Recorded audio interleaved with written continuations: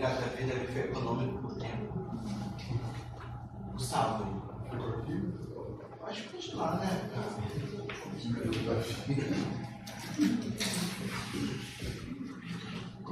Agradecendo o esforço dos expositores de enviar os textos e dos debatedores de toparem a tarefa. Então, eu tenho pouco tempo, então eu vou fazer algumas provocações ao Davi. Primeiro dizendo que gostei muito do texto, ainda não pude ler a tese, mas lerei em breve. Aproveitar as férias para adiantar essas coisas. Eu fiquei pensando em algumas coisas e são um pouco aleatórios, tá? Mas de qualquer maneira, assim, você fica à vontade em comentar, né? Foram observações que me vieram a partir do seu próprio texto, né? Eu acho que talvez um primeiro comentário seja que a minha leitura do Nietzsche é muito marcada pelo Heidegger, né? Eu conheci Nietzsche pelo Heidegger e eu acredito na leitura que o Heidegger faz do Nietzsche, né? Como uma leitura melhor do que os franceses fazem do Nietzsche. Tá? Isso é polêmico. Mas eu não gosto da leitura do Foucault sobre Nietzsche. Enfim, eu acho a leitura do Heidegger mais interessante e mais produtiva. Né? Mas isso é polêmico, enfim, isso é um outro debate.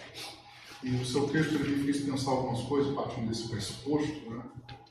Que para mim Nietzsche e Heidegger são quase o mesmo pensador, não consigo diferenciar um do outro a rigor, né?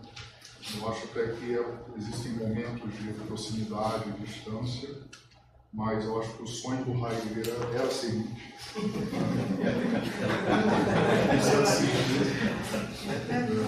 Eu realmente acredito nisso. Bom, você deve ter lido os textos, né?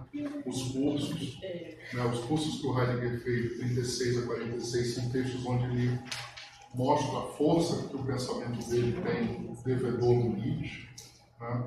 Especialmente no pensamento do eterno retorno, no vontade de potência e na morte de Deus, né? E, enfim, o seu texto me trouxe um pouco alguns problemas que vêm a partir daí, né? Bom, partindo um pouco do lugar que você está falando, né? Que é a geografia, né? Você defende uma tese de doutorado em geografia, né? Enfim, a minha primeira provocação é até que ponto você entrou no TISO ou não, enquanto geógrafo que faz doutorado em geografia sobre Nietzsche, né? Bom, eu acho que o seu trabalho, o texto que eu li, mas eu quero ler sobre o seu trabalho, traz uma primeira ideia, né? Me trouxe uma primeira ideia que é, de alguma maneira, pensar a geografia como uma gaia ciência, né?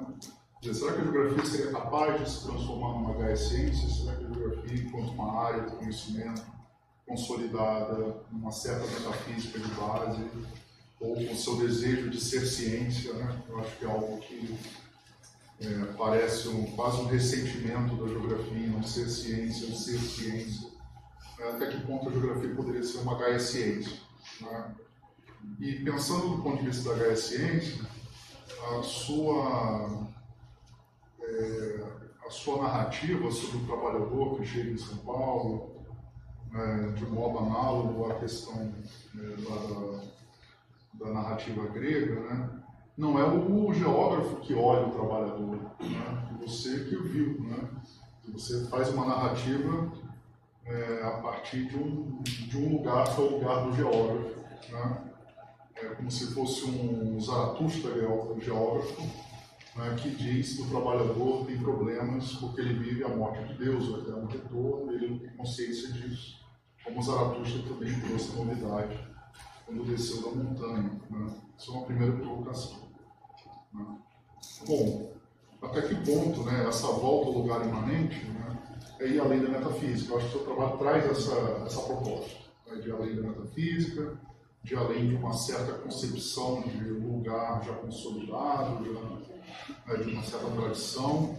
E essa volta ao lugar imanente, por um lado, me parece pensar esse lugar como um lugar histórico, né? A palavra histórica, né? ou história não aparece no seu texto, pelo menos de modo enfático, mas eu acho que é um lugar histórico-cultural, que tanto Nietzsche quanto Heidegger estão defendendo, né? Quer dizer, toda a verdade é histórica, toda a verdade tem a sua época, ela vale agora, mas amanhã não vale mais, né? A morte de Deus é um pouco isso, né?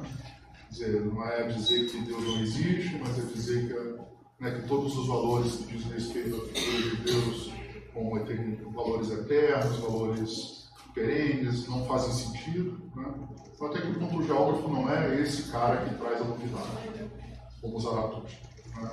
É esse cara que diz que os lugares não são eternos, não são para sempre, não são únicos, né? Enfim, que há uma imanência dos lugares, né?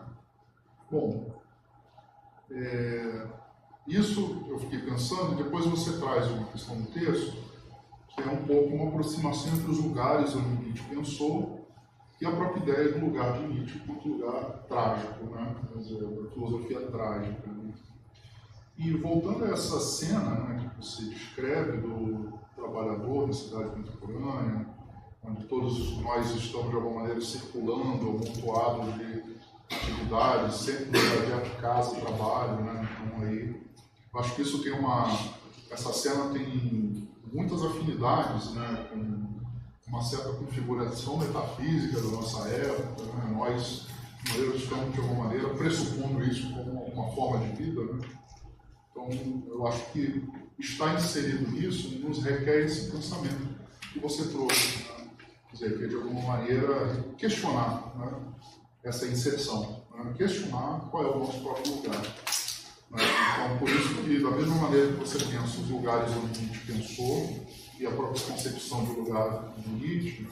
Eu fico pensando até em relação ao próprio Davi, né? Os lugares que o Davi pensou e o lugar que o Davi traz enquanto concepção de pensamento. Né?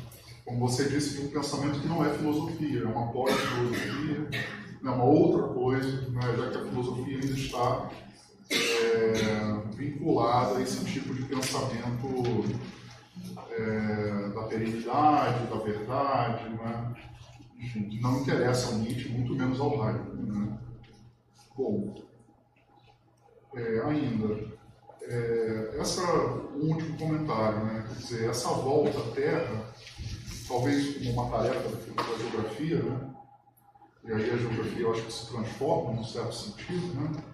Tem uma certa, eu diria que, para lembrar lá das considerações intempestivas, né?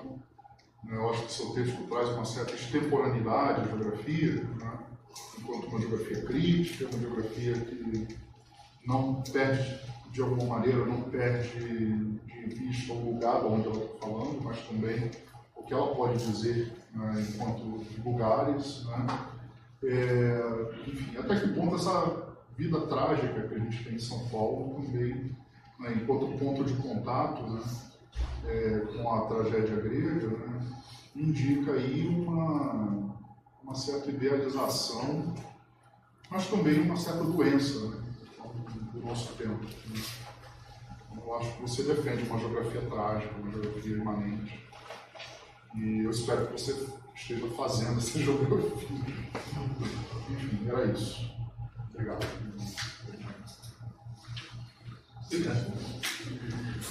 Bom,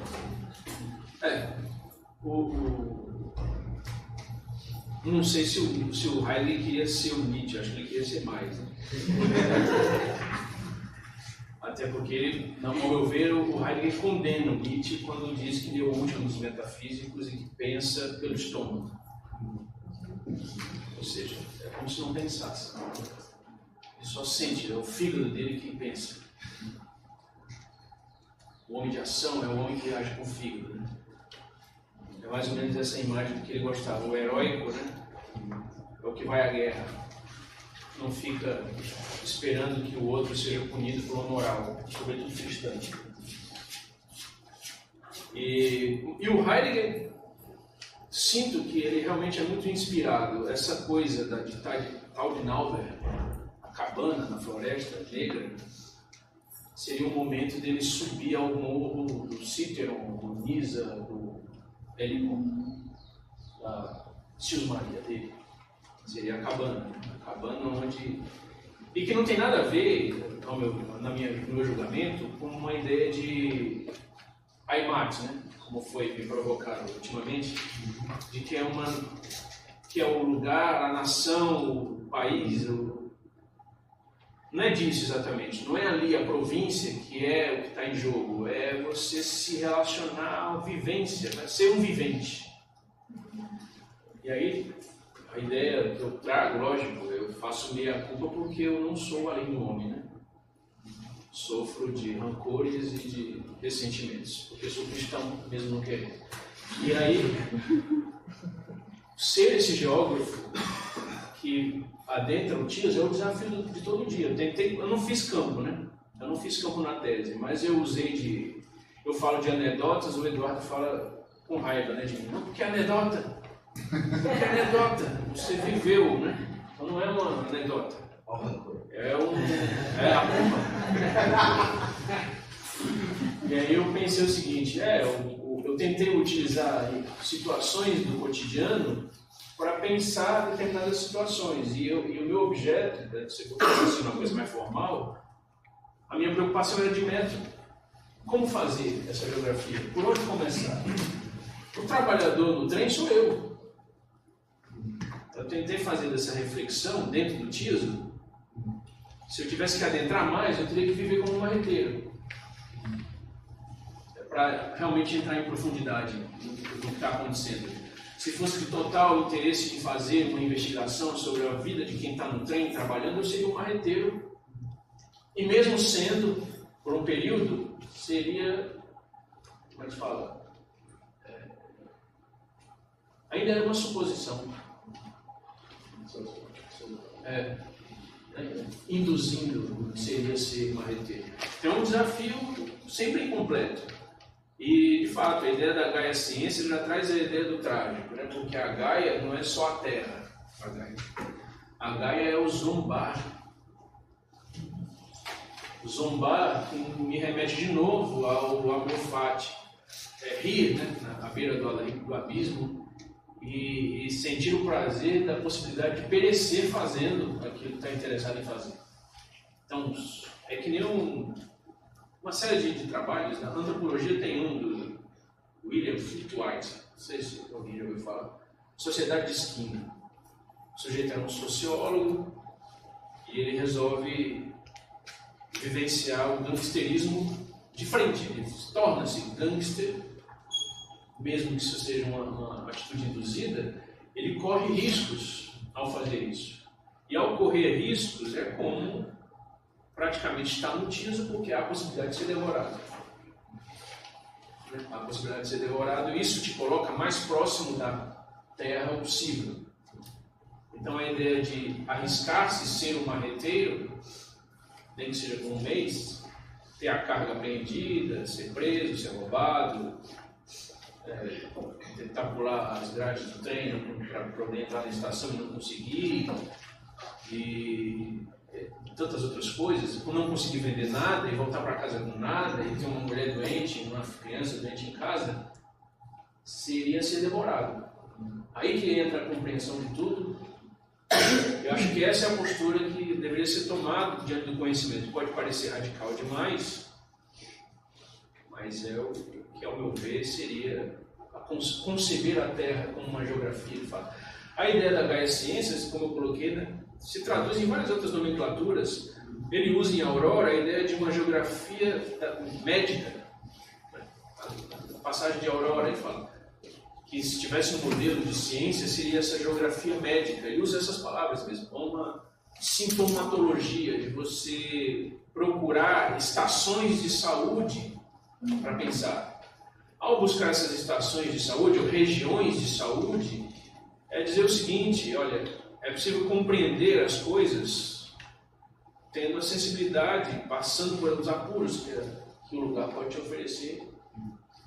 E é a partir daí que se tem a convicção de que você está realmente diante da realidade. Se você for a campo e não se arriscar, não sentir que pode perecer, entendo que alguma coisa deve estar errada. E isso não é dizendo assim, eu faço e os outros não fazem. Eu tenho que fazer. O desafio é para mim, a princípio. É isso.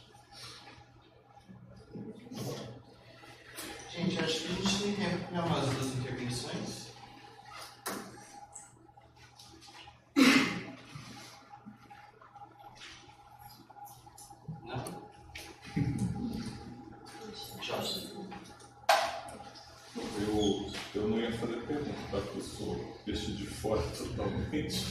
Eu sou professor do Daniel, eu sou professor de lógica, então estou daquele lado das pessoas que diriam que você é esotérico.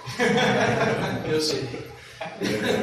Mas depois disso eu quero dizer que fiquei bastante entusiasmado com a sua fala. E aí, desse ponto de vista do preconceituoso, eu vou te pedir alguns esclarecimentos, se você puder fazer essa gentileza.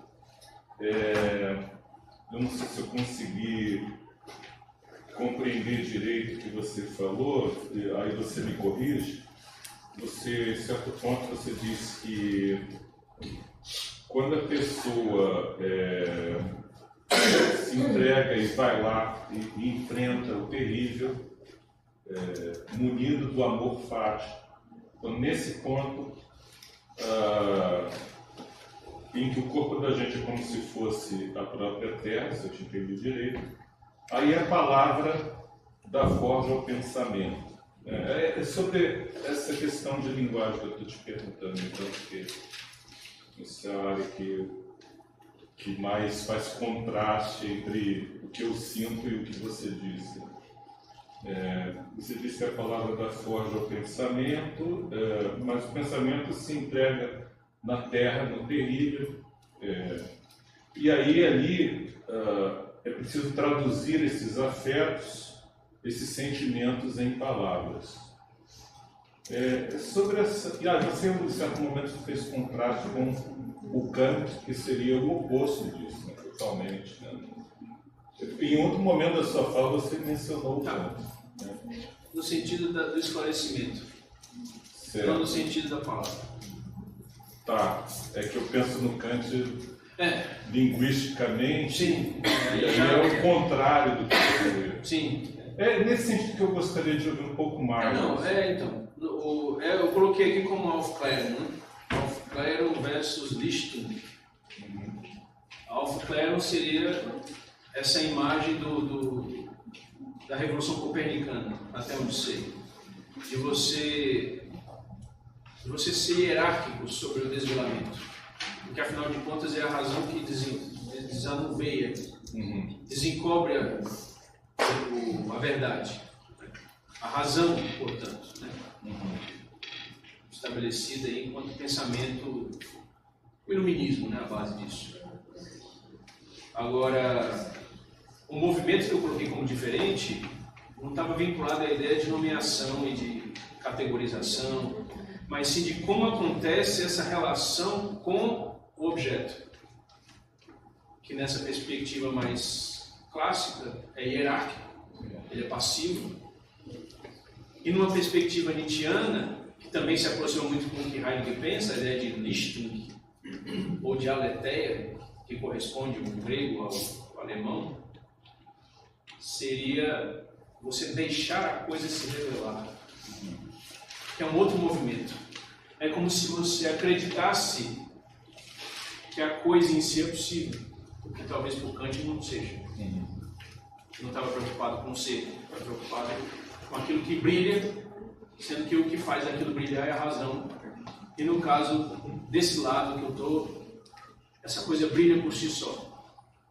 Só que a palavra é da nossa tarefa.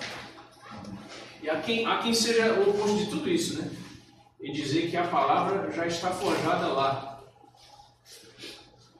É o que eu já não consigo pensar. Eu não consigo pensar assim.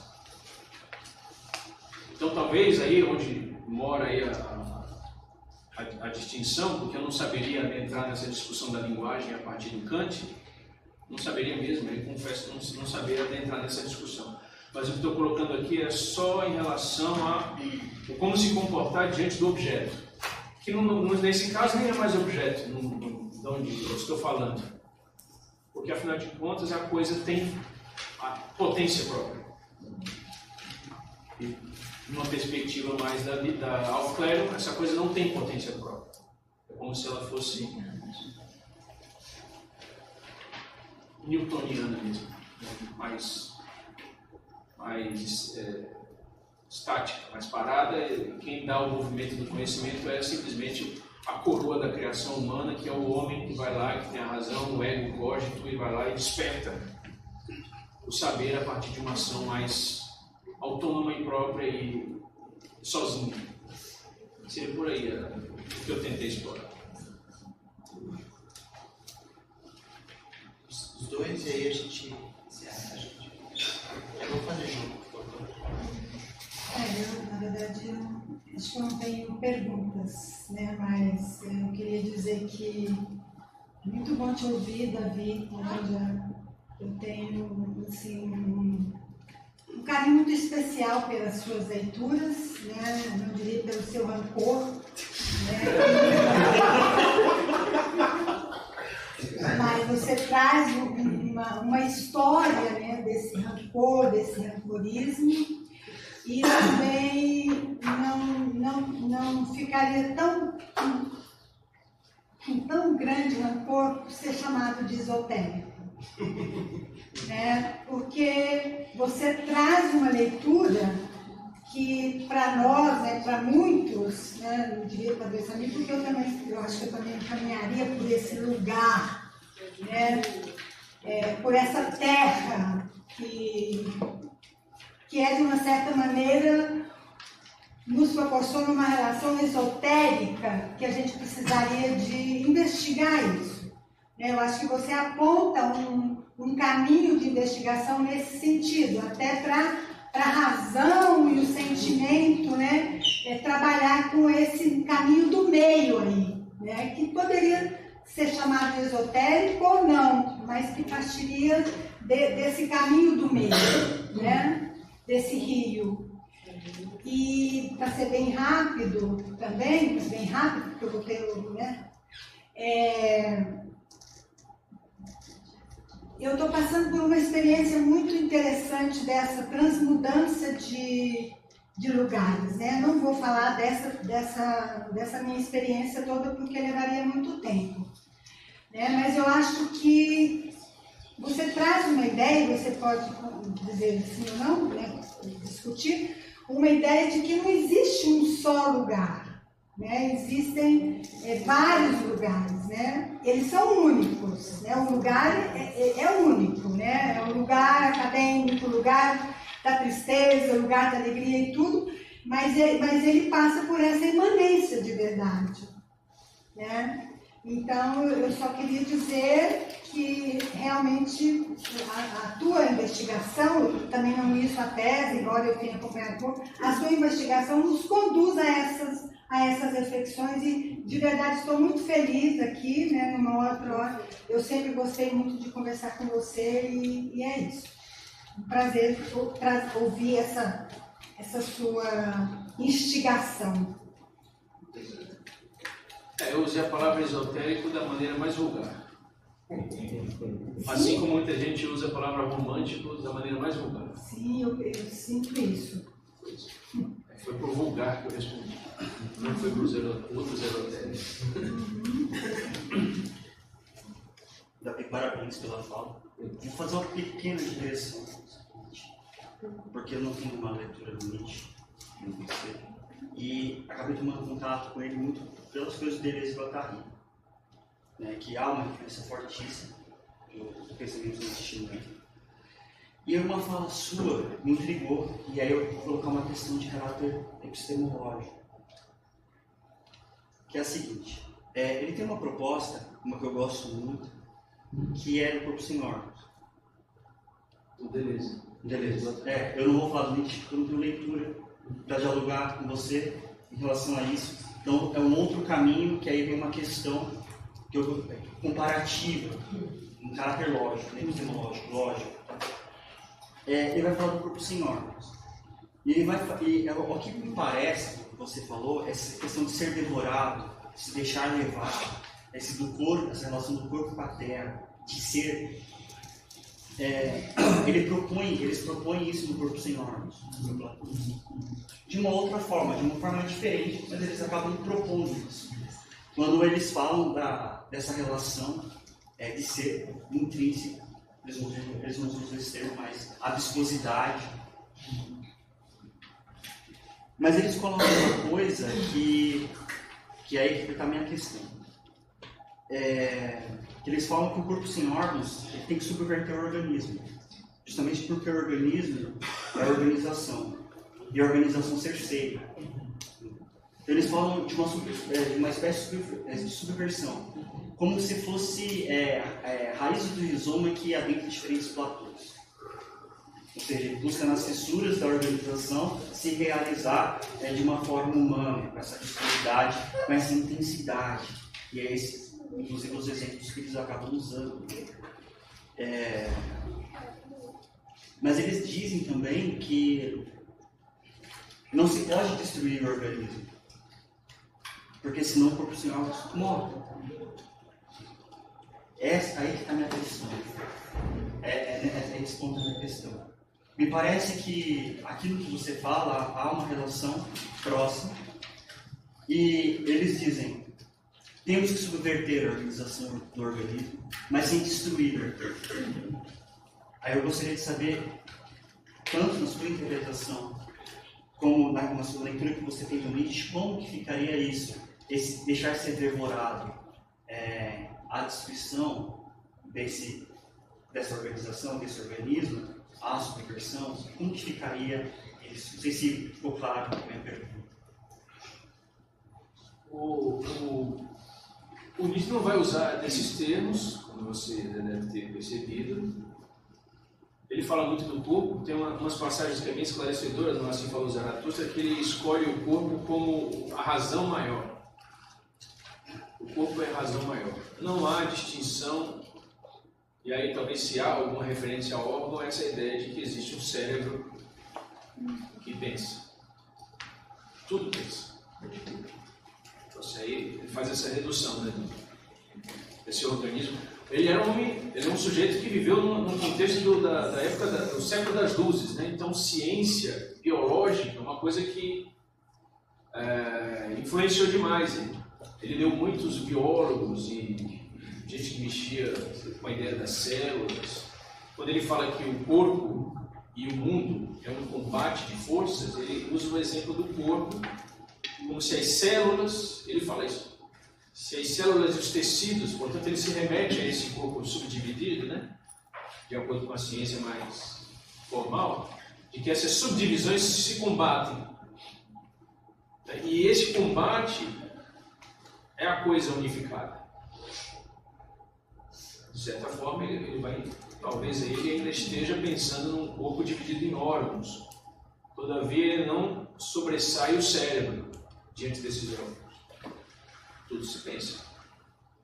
Agora, tem uma coisa que eu acho que ele explora mais, que aí eu acho que tem até a ver mais com Freud do que com essa biologia.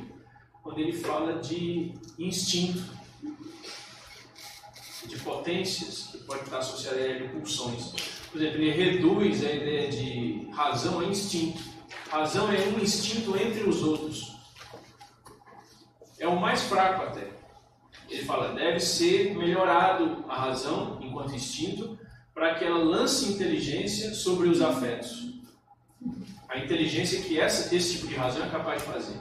Ele faz uma divisão, inclusive, entre inconsciente e consciente, falando que o consciente tem um vício de análise. Ele separa o que é lógico e descarta o que não é. Então você sente um bocado de coisa, porque seu corpo tem uma série de virtudes imanentes, só que você escolhe coisas a pensar porque a consciência só consegue identificar algumas dessas coisas. E o resto, aquela imensidão, a multiplicidade, confusão de coisas, o caos, é lançado para um campo do inconsciente e fica lá. Como se tivesse clausurado, enterrado. E aí ele faz uma inversão disso, né? É preciso deixar um pouco a consciência trabalhar menos e selecionar coisas e deixar essa convulsão de coisas extrapolar. Extrapolar até do ponto de vista do comportamento. Porque, afinal de contas, a nossa consciência mantém um comportamento adequado a determinadas situações, né? Ou seja, não há embriaguez, né? A embriaguez não é possível com a consciência tomando de conta. Porque você não quer transparecer que sente. Que sente, que chora, Uma nova consciência. Sim, uma outra. Ele nem usa a palavra consciência porque ele acha que a palavra está desgastada por uma outra lógica de pensamento. Ele prefere que seja um pensamento, mas que não é exatamente a consciência trabalhando. Outro pensamento. Talvez, se a gente pensar numa origem disso, tem muitas origens, mas eu acho que o Schopenhauer, quando fala que é possível alcançar a vontade absoluta, mas não pela razão, mas pela intuição, talvez tenha alguma comunicação ali. Precisa estudar outras coisas para poder saber de onde vem exatamente. O Witt fica me perturbando, dizendo que não, isso aí é o Goethe, não sei o que. E pode ser, né? Também. Pode ser o Goethe, pode ser o Schiller, uma série de coisas. Pode ter uma série de... O romantismo tem muito a dizer sobre isso, né? Porque, afinal de contas, o romantismo é colocar em xeque essa razão formal. Mas também o Nietzsche não se reconhecia romântico nesse aspecto.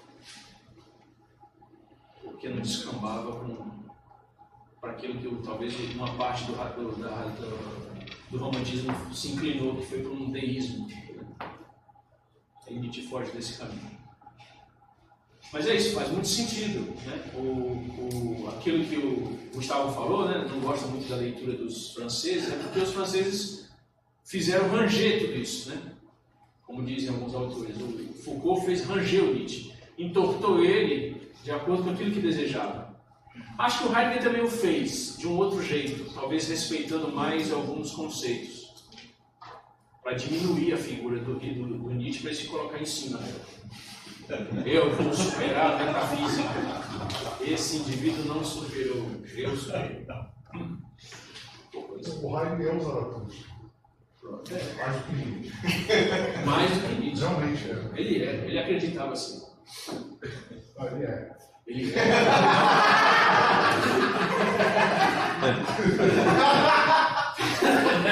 Obrigado. E é isso. Tá bom, né? Sim, gente. Muito obrigado aqui. Vamos fazer uma... Vitigueira, meu Deus, né? Agora ele está satisfeito, ele só estava feliz.